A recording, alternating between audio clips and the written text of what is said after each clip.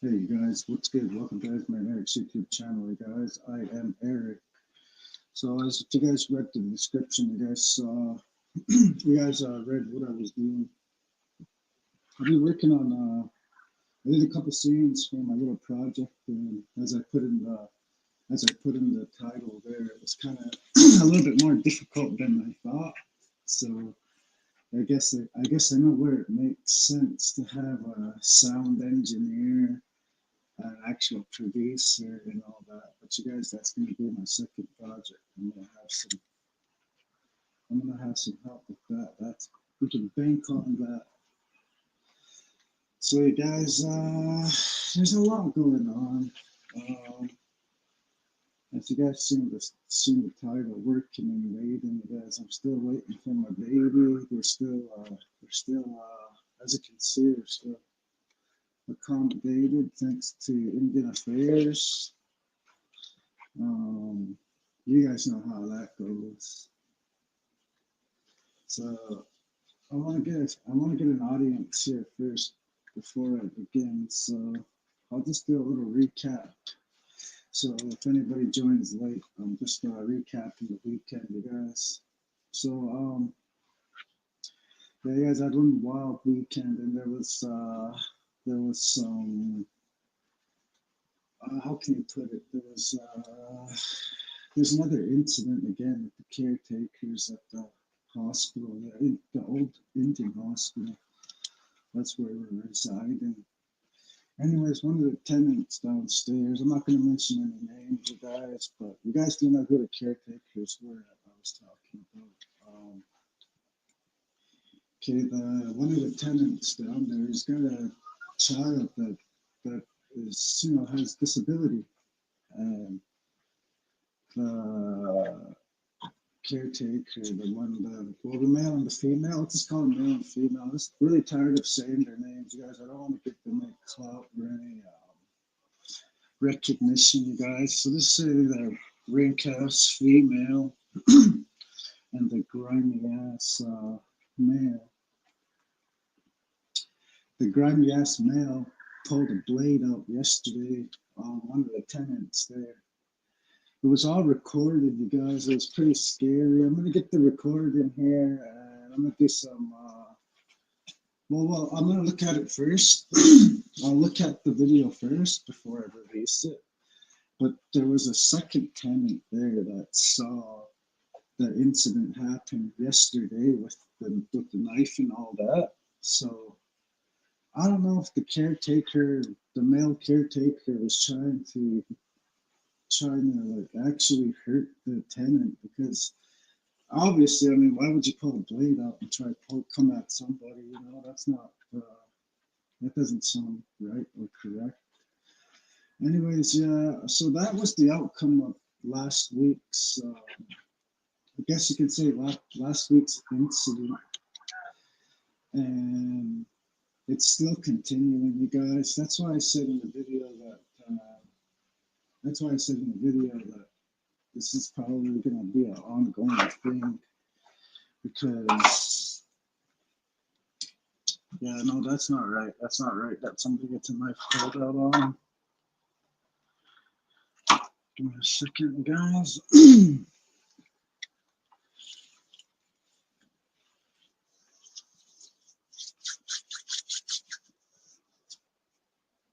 Yeah, I just want this baby to come so we can get out of here, you guys.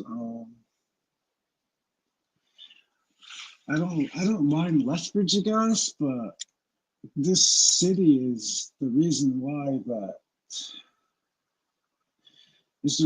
I make the decisions. I know we're all held accountable for our own decision making, but I feel like this town had a very big impact on the direction that I chose in 2014, you guys. 2012, pretty much. Um, in this city, it's pretty influential, you guys. There's a lot of people are in here. The city. It's a lot. It's not hard to get into trouble. Let's put it that way. This fucking city, you guys, it holds like the most race.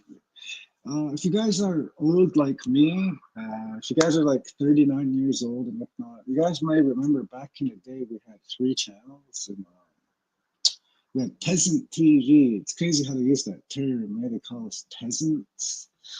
Anyways, we used to have peasant TV, and there's this Oprah spinoff.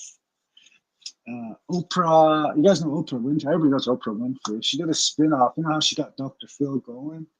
It was kind of around the same thing. Donahue, the Donahue Show, ladies and gentlemen, Donahue. I know you guys remember that. The Donahue Show did a report on Lethbridge, this very fucking city. They did a fucking they did a report on this city. They did before Stats Canada was putting their pedal to the metal. They did some research and they came back finding the most racist place in the world, you guys, in the fucking world. There's many ways to say that, but in plain English layman terms, this is the most racist town in the world, Alabama. Fuck man, you guys, we're Memphis, you guys. Where do you see the most racist? Oh, look at you guys. Lethbridge has it. And there's a reason why these documents ain't on hand. I'm lucky for you guys, your homeboy Eric's gonna find it, you guys. Donahue did a report on the most racist places in the world, and Lethbridge ranked the top tier. If not, you guys, I believe it was number one. But I want to show you the documents first before I show you. This town has not changed since then, you know, so we still deal with that on a daily basis. And for that reason, that's why I said I just want to go home, you know, because, you know, like, you guys saw my video on the lady that said that if we paid for the chicken, you know, and, you know, while I was eating, she's going to take the chicken out of my hand. You guys, like, that's the kind of shit I'm talking about, guys, around this town. But there's a reason why the documents ain't on hand, and the reason why you can't find it is because they don't like hearing it, I guess you could say. But I'm gonna find it, you guys. I'll find it. It's not hard to find all these records. I found out this very hotel that we're at. There's a hockey player that I remember this, you guys. And back in the day, I couldn't find it when the internet first started coming out. Wow, Google and all that shit. There was a hockey player here, Carico, or something like that. He was 17 or 14-year-old, and there was four of them in the elevator shaft between the 7th and the 8th floor. They got stuck. So they pried the door open and they got out. But the last one was the Carico kid. Carico. He ended up falling to his death. Bam! Right to the bottom of the shaft. And I used to tell people, like my family, hey, do you guys remember that incident at the hotel in Lethbridge when the kid fell to his death? And not a lot of people remember it, you know. Even my father, I'm pretty sure, is kind of like, yeah, but I can tell that he kind of knew already that he didn't know what I was talking about. So he ends up, I ended up digging that up last night. I found it. I'll do a video on it when I get time, you guys. I really miss my little makeshift studio that I was doing out at the house. But while the waiting game is happening, I just figured I would work on my little series, you guys. I guess it's fair to say it's a documentary, you guys. I gotta get some clearance for some names, and then I can start working on it. Really working on it. So yeah, this weekend was wild. I couldn't believe it. I couldn't believe all the stress. I'm not even surprised that my wife's in labor now. So that is not cool.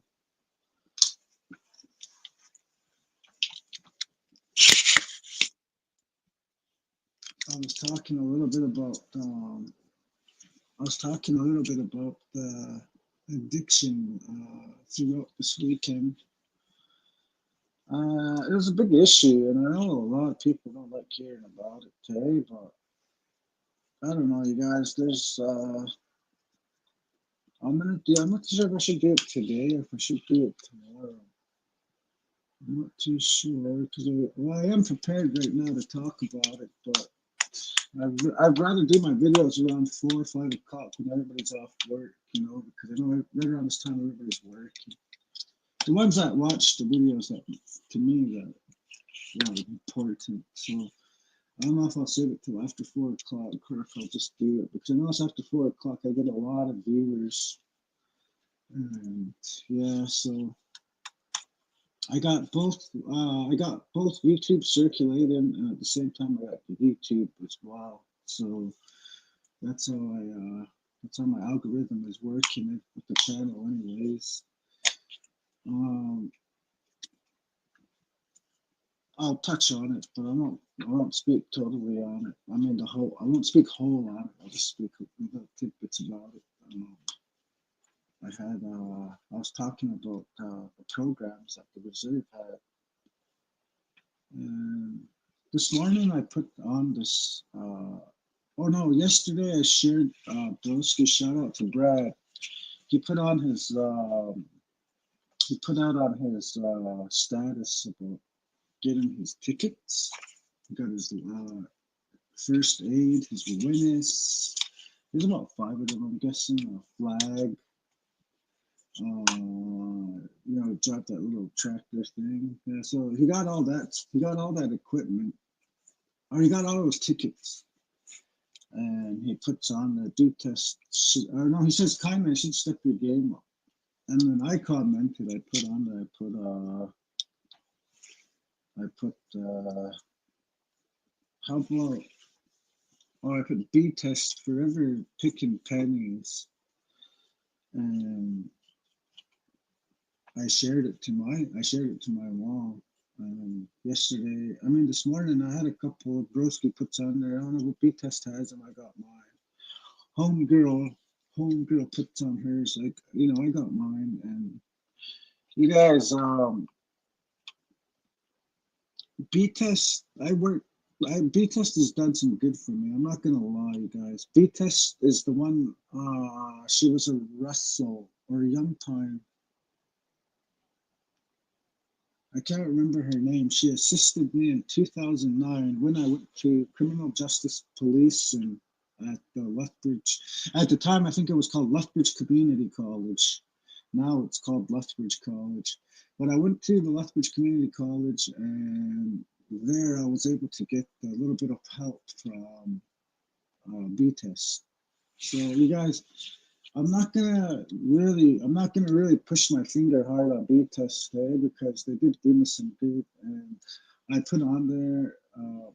All I put on there was picking pennies, but I felt like I got feedback saying that I'm kind of like they do have it, but I just wanted to clarify that no, it's not that easy. Even though that these 2 people got them, kudos to you, but they got them because the program was available. And I remember when they brought up a few workers to go do a project out in DC, and that was awesome, you guys, because my brother Emo, shout out to my brother Emo, he was doing the same thing with the reserve. So in a sense, you guys, they do help. They do help our people. I'm not going to say that they totally don't help our people, but I don't know. To me, I just feel like everybody in these departments are trying to save money. And I don't get that, because we'll forever have government transfers, forever, because the reserve doesn't want to change, and start our own economy. It bugs me. I don't know why, because we have a fucking mountain, we have trees, we have water, we have fucking land, we got livestock. There's so much for us to do, and on our reserve to build an economy. But I feel like that'll never change. We'll never have an economy, because the government will always want to maintain this cycle, this circle. They need us to get jammed up so they can pull out money for themselves and say they unjammed us, when that's not really the case. But who got the money? So I don't know, you guys. It's pretty difficult to say, where we're at, because all I can say is we're the same. We're the same as every reserve right now. The way social development fucks the next person, the way social development will assist their family, which is called nepotism. You guys know about that. We'll speak about that on another subject. So you guys know how it works, and I don't see it changing anytime soon. Um, it bugs me. It forever bugs me why social development doesn't assist people like myself. I could work, you guys, but that's FCSS's department.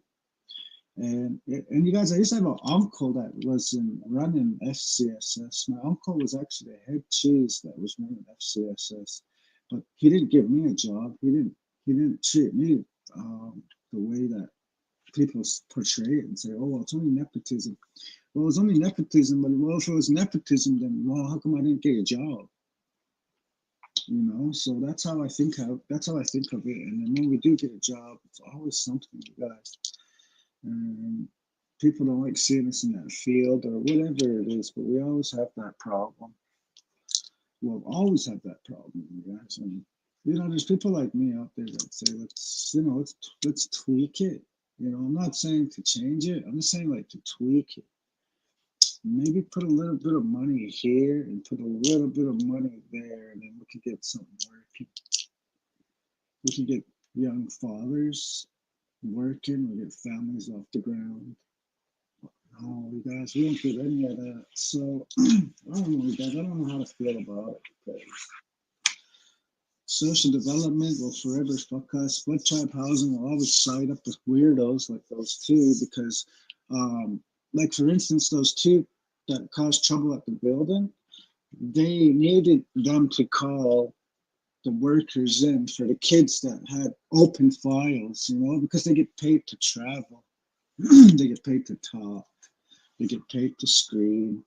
People like those two drunks get to cause trouble and create that for the reserve. And that's what the reserve needs.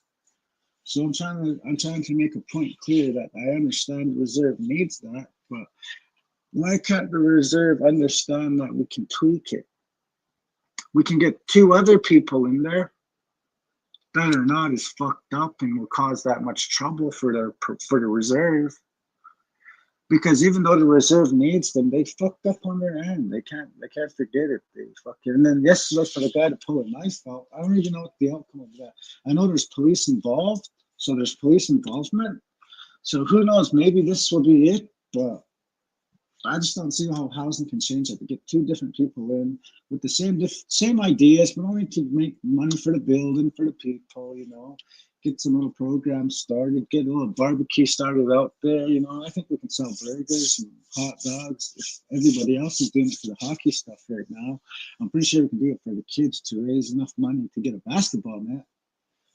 Stuff like that. But when people like me say, let's start something like that, they get looked at it like some type of way. But I don't get it. Why do you guys look at it like some type of way when I threw out the idea myself, I know how to run it, so let's run it. But we don't run it, you guys. We just get held back and then say, oh, everything's fine. But I don't know, you guys. It's fucked up. The social development, you guys. Social development will assist people on the reserve, and that's where I feel like it's families, because even people like on the reserve, like I use for example, my broski Cody got food money on. They gave him only food money, and this was a long time ago, way back in the day. He went down to welfare, and welfare said, well, because you're a family, you work and all that stuff, we can assist you with food money. And they gave him $1,000. I mean, $1,000 too. I take that back, not 1,000. It's only fucking 414 if you get assisted fully. He didn't get assisted fully. He only got assisted with $100 for food. And I was like, wow. So, I got a sister too. Just recently, she went down and they gave her like 314 for her and her son. And then she went through the red tape, and she actually talked to somebody in the higher ups, and then they were able to assist her and give her other $300. So it shouldn't take all of us fighting the reserve just to get what we want. uh, the way I see it is if they see somebody fucking up there, they should go over there and tell them, hey, you're fucking up. They shouldn't go over there and say, hey, okay, quiet down, you know, and then go about and let these guys keep fucking up after time after time. That was bullshit, you guys. And I don't regret one bit of that weekend or that video. I don't regret one bit of it, you guys. Not one bit. I shouldn't have, like I said in the video back then, I shouldn't have like cleaned that whole fucking area, risk my health, you know, just for these fucking guys to do that. You know, that's not fair. We shouldn't have did that, guys. So for that reason, I feel like, well, I don't know, you guys should have, housing should change something. The reserve should change something. Man, I was looking at this guy's, his name is Hans something. He's from Frog Lake.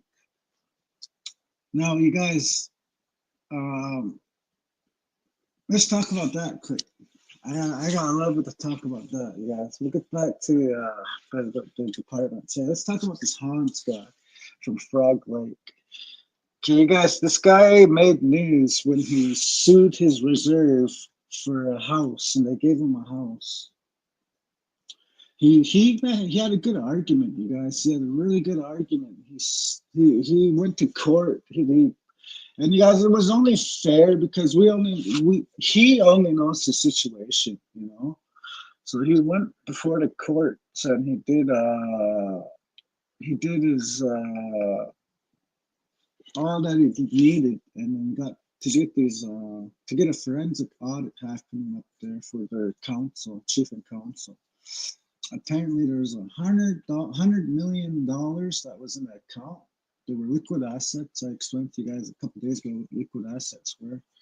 And when they got the report back, when the courts finally got to tell the reserve, hey, you guys got to show your income and show where you guys are at right now with your monetary situation. There was only $3 million left in that trust account. From 108, where's the other 105 million? Is what the question is on Frog Lake. I'm going to tell you guys something. The reason why Kainai doesn't have a problem like that is because no one looked into missing assets. No one looked into liquid funds. No one. Yeah, they claim they have, and there's a federal case coming, going before the CNC. And you guys, I don't know much about it. I don't know too much. I don't know. I know why there's. I know why it's in the federal courts. It was the Blood Reserve had elections on November 7th, and there was a situation with. There was kind of like a two-tier voting system. Down here, there's a votes of 500 and below, which I feel like were true votes. And then there was another set of votes that were 900 to 1,000. That didn't add up, you guys. That didn't add up statistically. So statistically, the reserve got a little bit fishy about that. So there's a group down here. I'm not a part of this group, like I said, you guys, but there's a group down here that there was 3 of them that made a complaint and actually went through with a hearing. That's kind of unusual, guys. That has never happened I don't think that's ever happened in Kainai. So there was a hearing. You guys remember that hearing because that went off, and you guys remember I got a lot of backlash for that. You guys remember I got a lot of backlash for that video because I covered it. I covered the video, and the fucking reserve went off on me, you know. It's kind of like I felt like everybody was saying that it was my fault or it was my doing, but I want to make clear it wasn't my doing or anything like that. I just recorded live, and I did a reaction video to it, and the reaction video caused so much controversy that I thought was unfair because it wasn't my doing. Okay, guys. So, anyways, these 3 guys, they did they had a hearing on the reserve, and then everything was supposed to be won. one it was called the election committee. Ended up saying there was two parts of the election, that the election committee, that those three guys weren't a part of it, because obviously they were the runner ups for chief and council, and they got a hearing. They went through the hearing, and the lawyers there told them just to stay silent. So this is the catch, you guys. There's a Tailfeathers guy. His name was Lance Tailfeathers. Lance Tailfeathers. I won't mention the other guy because I really hate mentioning his name, but he's a Tailfeathers too. The discrepancies was the Blood Tribe Department, all the entities. That was the manager. Lance Tailfeathers was the manager of our Blood Tribe revenue, Blood Tribe resources. And he shouldn't have been the elections officer, you guys. You guys know what I'm saying? Because that's obviously him employed by the runner-ups to have his job, and then they let him run the election committee. So there was a hearing, and he had to testify. And he testified, and he answered questions for the committee, but he didn't answer questions for the three councillors, because the councillors wanted to question his position as an elections officer, and he couldn't speak on it. Okay, there's a second grounds. There's another guy that was a Tailfeathers guy that went and ran he got like fucking 1,000 votes, you guys. Unrealistic votes, you guys. So these numbers didn't add up with the amount of people that voted. So that's how we knew there's kind of like a tier, like there's different voting. There was 500 below, and then there's these guys that for sure got on. So the elections committee, which was Lance Tailfeathers, he made sure and he favored these guys. So the guys that employed him. So it got us down here. We're able to get a hearing.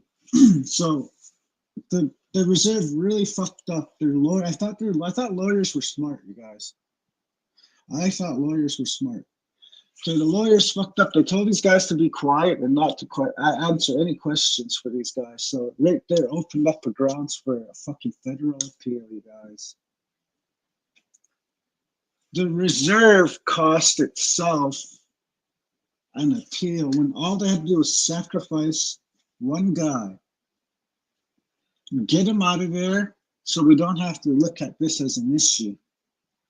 But they kept the Lance Tailfeathers in there. So Lance Tailfeathers is still manager of KRI, Kainai Revenue.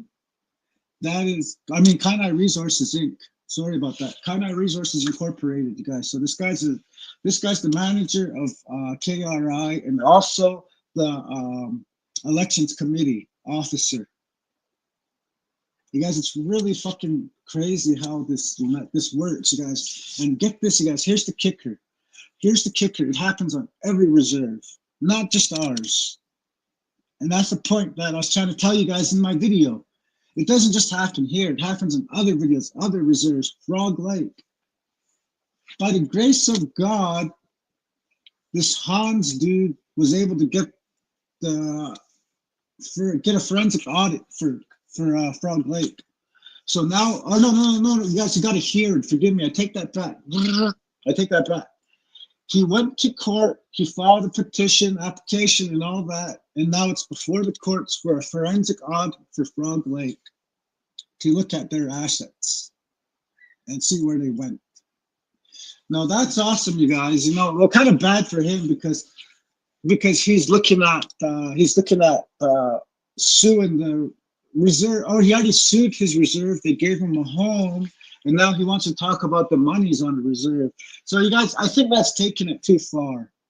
Honestly, I do. I would never support any of that because it's not good to look at it like that and say our reserve is like they're crooks.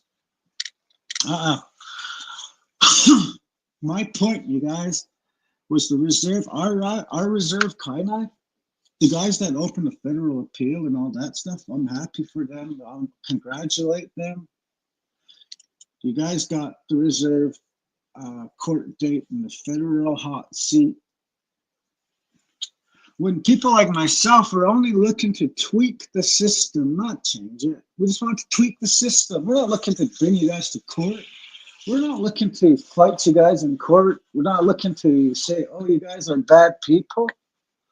We're not here to say that. We're just here to say you guys are doing a shitty job. Clean it up. Clean it up. Clean up this goddamn mess. People like these caretakers at the Indian hospital shouldn't be causing that kind of commotion for the reserve. Why would they be? Why should the reserve pay for something like that? For people like that? You know, all the reserve has to do is get them out of there. Okay, my housing situation, you guys, what they did was try and bring my kids to standoff. We're from Cardston, and they give standoff to nice houses in Moses Lake, and they don't like it because I've spoken up to a majority of the standoff people there. They're like, I don't know why they brought us here. You know, there's it in Kainai. There's standoff. There's Moses Lake, Laverne, St. Mary's. There's about 7 of us there, you guys. And we're Moses Lakers, we're standoffers, we're old agency, we're from St. Mary's. We shouldn't be moved around like that just to how can you say it, just to accommodate or just to appease them. Let's use that word, just to appease the CNC. No, you guys just have to do things correctly. And it's not hard because it's not like they give out like a mass number of housing units away to people that need them. It's not like that. They only wait for people like myself and other families to be in a fucked up situation like that, to where we got to sleep in the car, you guys. We had to sleep in the car at one time, and I didn't tell you guys this because I didn't want to stir the pot or anything. So I knew the reserve had to help us, so we phoned there the next day as an emergency, and then we got that unit in Moses Lake. I was thankful for it, you guys, because even though it was just a little box room, my kids were warm, and I didn't get mad, you guys. I respected that. I respected that. It was something. But what confuses me, you guys, is how come the reserve has to wait to get themselves in hot water to get a federal suit against them? Why does the reserve have to wait all the time? And then here's the kicker: there was an anonymous post on the Kainai page, and everybody knew who it was because someone else says, "Here's the kicker." Here's the kicker. We could be using money to go to programs instead of this. Now we have to pay a lot of money to go to court. Well, it was your guys' fault. You guys didn't have to take it that far. You didn't have to go to court. I'm talking to Kainai right now. Kainai. And Kainai's the people. It's not the fucking BTA. It's not the workers. I'm talking to Kainai. When I do my videos, I talk to Kainai. Kainai is us as a whole. When we knew shit was bad, why didn't we just fix it? Why couldn't we just fix it? And by fixing, I mean, why can't we just play fair? Instead, Kainai waits to get into hot water. And then people like these guys, these certain group of people bring us to court. And then we got to spend money on. You guys, let me tell you something. When I fought for my kids, just against the federal fucking court, you guys, it was going to cost me $5,000 alone just to get the documents. It would cost me $5,000, you guys, just to get the documents. And $5,000, you guys. You know what? Each document had about 300 or 400 pages behind it. You guys know how much money it would have cost? Like, I'm not gonna lie, you guys. But 2018, you guys, I was drug dealing. That's why I went to jail. I was drug dealing. I had a lot of money, you guys. So it wasn't really an issue getting all those papers, getting all those documents. But I'm gonna tell you guys this: I had to be selling dope. I had to be selling drugs to have that kind of money.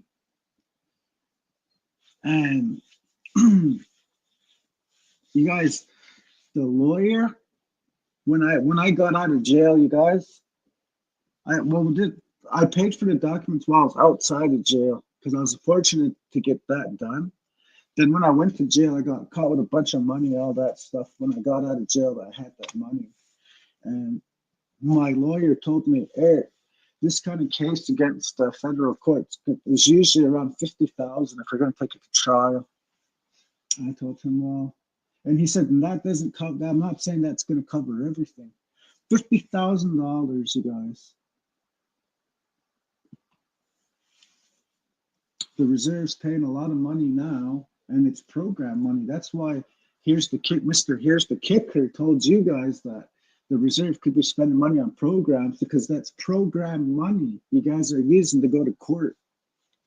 That's what I thought and confused me. I was like, wow, you guys are willing to go $250,000, $300,000 just to fucking go to court when you could have used those simple monies for stuff like people like me are talking about.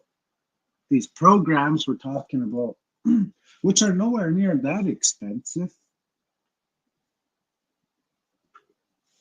Sometimes all we need is just the support. We already have the money. We have the money. Like I said in my yesterday's video, I was trying to get a store at the plaza. I had the money for it.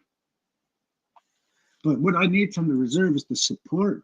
The reserve wants support. That's what I'm saying. You guys don't want to change nothing. You guys don't want to do shit.